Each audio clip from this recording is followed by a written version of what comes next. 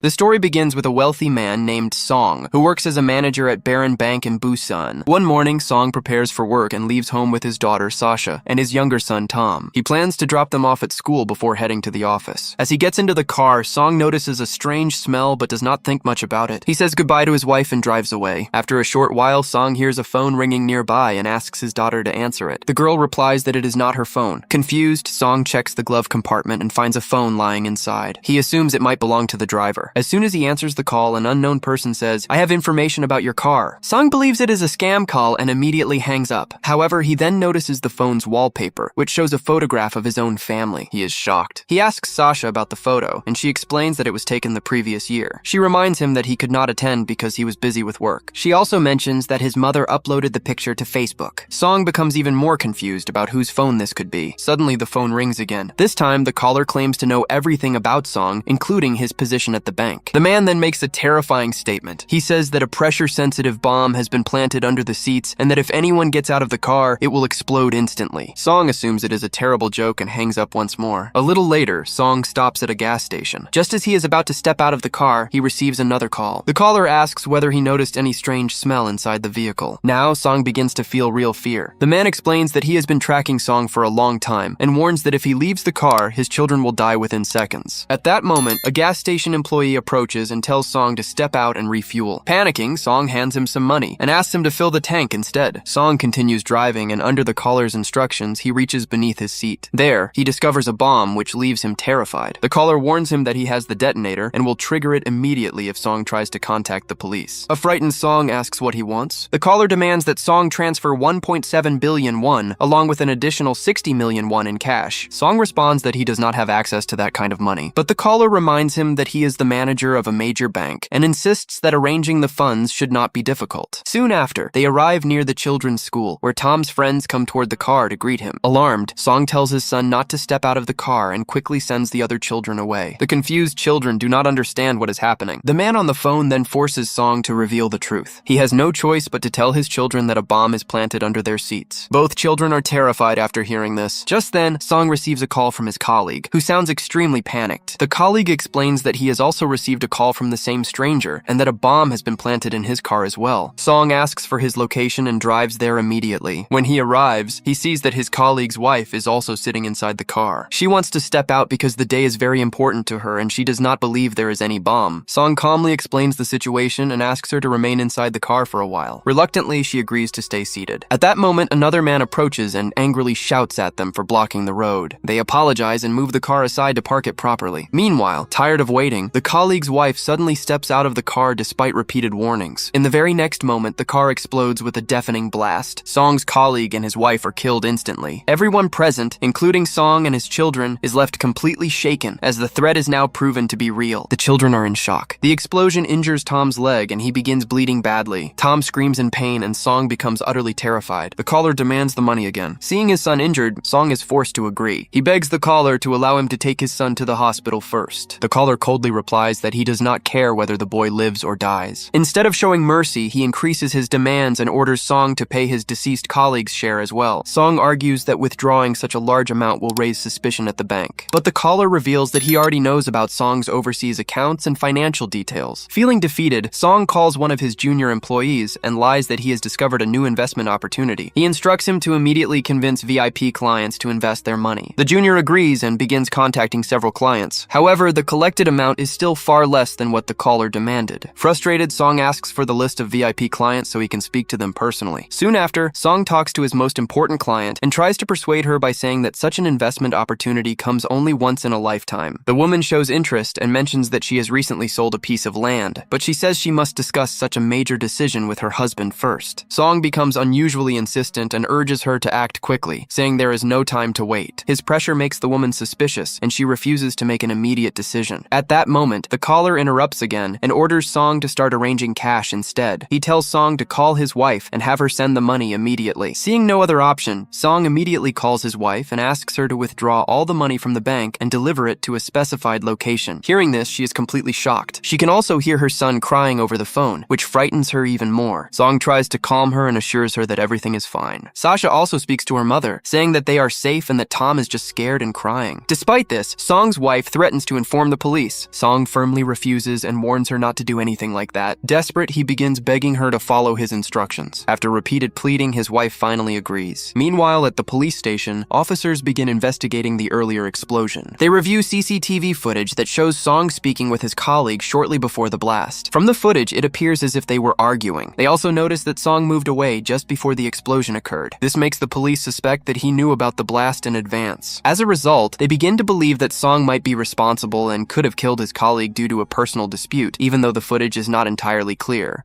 On the other hand, Song arrives at the bank a short while later. He sees that his wife has also arrived, but she has brought a friend with her, which makes him nervous. His wife goes inside to withdraw the money, while her friend approaches the car and starts knocking on the window to talk to Song. Frightened, Song signals her to stay away and quickly drives off. After withdrawing the cash, Song instructs his wife to place the bag in front of a mailbox, exactly as the caller demanded. She follows the instructions. After a while, she calls Song again and tells him that a tall man is approaching and staring at her strangely. Hearing this, Song immediately drives toward her and tells her to leave the area at once. However, by the time Song arrives, the police have already detained the man with the help of his wife. Song feels a brief sense of relief, believing that he and his family might finally be safe. But his hope is shattered when the caller contacts him again. The caller angrily declares that Song has made a serious mistake by involving the police. The man then begins a countdown, and Song and his children prepare themselves for the worst. Suddenly, instead of their car, the mailbox explodes, filling the surroundings with smoke and flames. Fortunately, Song's wife survives and is able to speak to him. Terrified, Song drives away while the caller continues to demand the money, insisting that he must receive it at any cost. At the same time, the police review additional CCTV footage that places Song near the site of the second explosion. This convinces them that Song could be the mastermind behind the incidents. Police units are deployed to search for him. Meanwhile, Song calls his junior employee and learns that the full amount of money has still not been collected. Enraged, Song yells at him in frustration. He then pleads with the caller, saying that he will transfer all the money he currently has if his children are released, but the caller clearly refuses to negotiate and insists that no deal will be made until the entire amount is paid. Meanwhile, his son Tom is bleeding heavily and is close to losing consciousness. Song once again begs the caller to allow him to take his son to the hospital first, but the man shows no mercy. A short while later, a police officer approaches Song and asks him to step out of the car to talk. Song refuses and speeds away, desperately searching for a hospital. The police respond immediately by launching a full pursuit. Several patrol cars and helicopters are deployed to chase him. After an intense pursuit, the police finally surround Song, leaving him with no way to escape. An officer approaches and orders him to get out of the car. With no other choice, Song reveals the truth that a bomb has been planted under the seats. He warns them that if they do not let him go, he will detonate the bomb along with his children. Hearing this, the officers are stunned. Soon, the bomb squad is called to the scene. The commanding officer prepares a sniper as a precaution, treating Song as a potential threat. When the children are asked to step out of the car, Song panics and refuses to cooperate. A female officer approaches carefully and pleads with him to let the children go. Distraught, Song refuses and shows her the phone that is still connected to the caller. The officer realizes how critical and dangerous the situation truly is. She hands Song bottles of water and a walkie-talkie so the police can monitor what is happening. Once the officers move back, Song places the walkie-talkie near the phone and attempts to speak to the caller. There is no response at first. Then he receives a message instructing him to throw the walkie-talkie out of the car. With no choice, he follows the order while the officers watch in confusion. Song looks around at the gathered crowd and suddenly realizes that the caller might be among them. He honks the car horn and somewhere nearby, a phone begins to ring, confirming that the caller is close. Moments later, Song notices a man in the crowd talking on his phone. However, he can only watch helplessly, unable to alert the police without risking his children's lives. The caller then tells Song that if he had lived an honest and normal life, none of this would have happened. He asks Song to remember an incident from 6 years earlier when he was working at Barron Bank. Before he can explain further, the call suddenly disconnects. In reality, the police have blocked all signals in the area, preventing further contact. An officer asks Song to hand over his phone. Song cleverly gives them his personal phone instead of the one provided by the criminal. The bomb squad inspects the car and discovers that the explosives are installed only under the front seat, not under the back seat. This means the children are not directly sitting over the bomb. Tom is immediately taken away for medical treatment.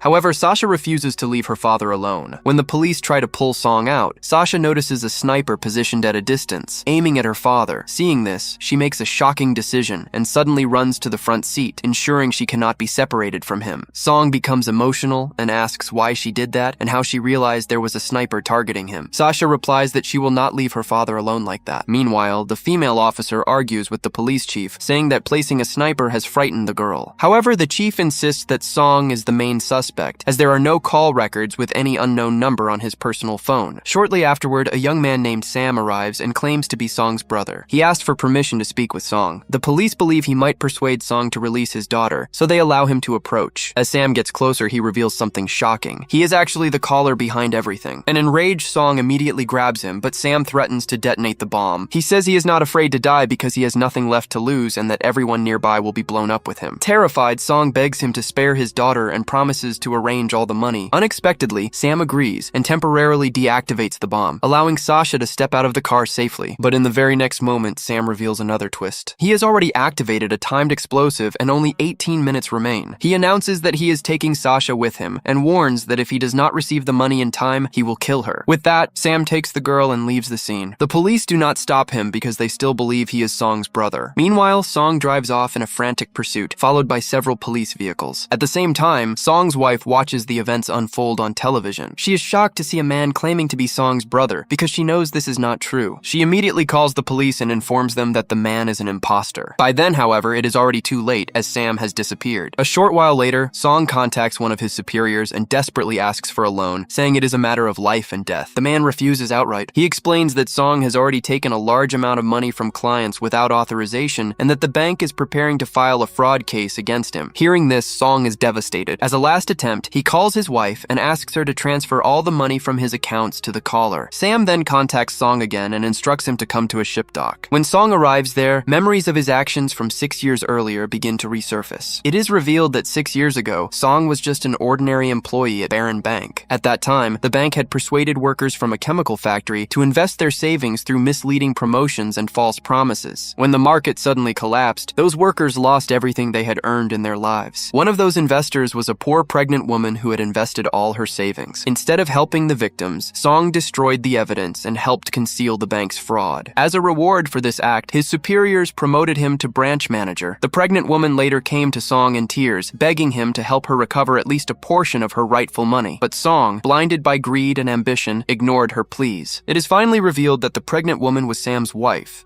and Sam had planned everything to avenge his family. In the present, Sam is driving with Sasha when he receives a call informing him that 1 billion won has been deposited into his account. Sam explains that he had won the legal case against the fraudulent bank, and now the factory workers finally have a chance to rebuild their lives. Soon after, Song arrives at the dock near the chemical factory, where protest banners are displayed against the bank. There, he sees his daughter tied up inside another car. Overcome with shame, Song apologizes to his daughter and admits that his greed led him to commit many wrongs, and now he is facing the consequences. Just then, Sam arrives and sits in the front seat with Song. Song continues to apologize for his past actions and promises that he will now fight for the victims. But Sam refuses to forgive him. Sam explains that he and his wife had filed a case against the bank. To continue the legal battle, he had to take out a loan from another bank. This pushed them into a crushing cycle of debt. Unable to bear the stress and hardship, his wife died along with their unborn child. In a single moment, Sam lost everything. Sam then orders Song to drive the car into the water so that the explosion will happen farther away from Sasha. With no choice, Song drives the vehicle into the sea. The car begins to sink before the bomb can detonate. Sam loses consciousness and Song tries to save him but fails. Moments later, the bomb explodes underwater. Song somehow manages to escape and is later rescued by the police. Afterward, he asks the officers about Sam and learns that Sam did not survive. This incident changes Song completely. He decides to transform his life and vows to fight for the innocent workers who were wronged. Soon, he publicly confesses to the bank fraud and admits his own involvement in destroying the original evidence. However, his testimony is now enough to expose and punish those responsible. In the final moments, Song is seen driving when his former boss calls him, begging him to stop. The boss even offers to return his job and asks him not to testify. Song hangs up without listening. It becomes clear that he will not stop until justice is served. If you enjoyed the video, please like it and subscribe to the channel. See you in the next video.